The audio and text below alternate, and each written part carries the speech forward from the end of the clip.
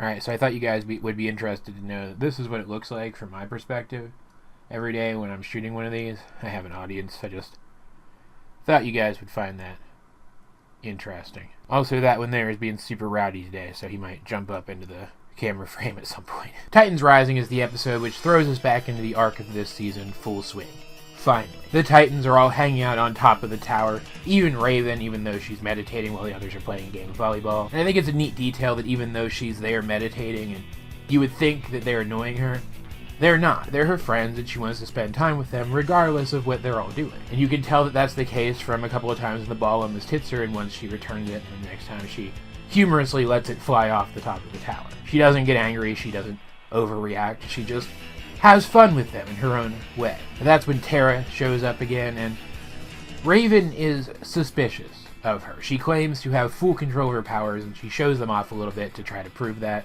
But Raven, someone who has to work every single day to control her abilities, for long periods each day, mind you, is skeptical of the idea that someone can go away for a relatively short period of time and come back with full control of such volatile abilities. And I think that makes perfect sense. Like, we're supposed to think at this point that Raven's being a little petty, maybe she's distrusting Tara when she doesn't really have reason to, but I think she's being entirely rational. Like, even the other Titans dismiss Raven's seeming dislike of Tara, except for Robin, who does take it seriously, but seems perfectly willing to let Raven make the call. He's not going to decide for her one way or the other, and if Raven decides that she trusts Tara, he'll go along with it. Tara has returned with the intention of joining the team, and they take her on sort of a trial run to see if she really does have control enough to do that when several earthquakes start popping up around the city, caused by a giant worm creature which can pass through rock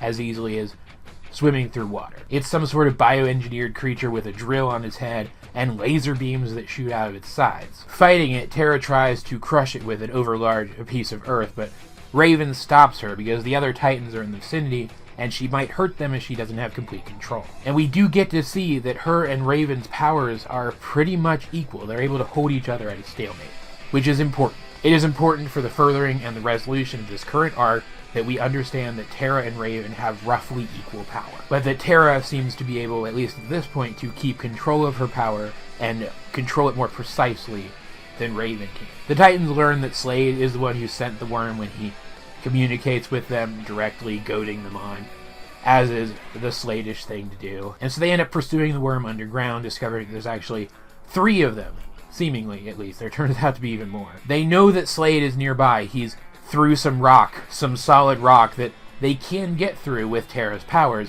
but those worms are heading out, and 3 of them are powerful enough to do untold amounts of damage. So Robin sends Cyborg, Beast Boy, and Starfire off to deal with the worms, while he, Raven, and Tara stay to burrow through the earth to Slade and try to apprehend him. And it's revealed that there are 3 more worms working under the surface with the 3 worms above the surface to dig out Titan's Tower, the entire island that Titan's Tower is on, and drop it into this lair that Slade has created. That for whatever reason, Slade wants to destroy their home. And the fact that he goaded them to come after him shows that he probably wanted to trap them underneath it and crush them with it in some sort of ironic victory. The worms are being operated by a computer in the center of the room, so while Robin is holding off Slade, it's up to Raven and Tara to stop the worms using the computer.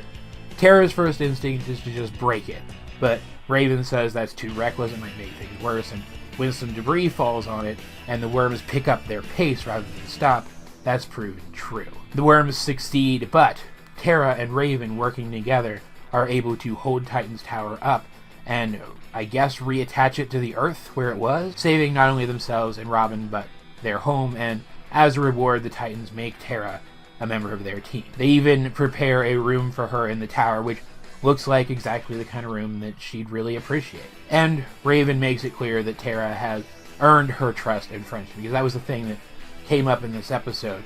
When Tara kept asking why Raven doesn't trust her yet, Raven insisted that trust has to be earned. This was a very powerful episode with some very great character moments between these 2 characters specifically. There is a very palpable back and forth between the 2 of them.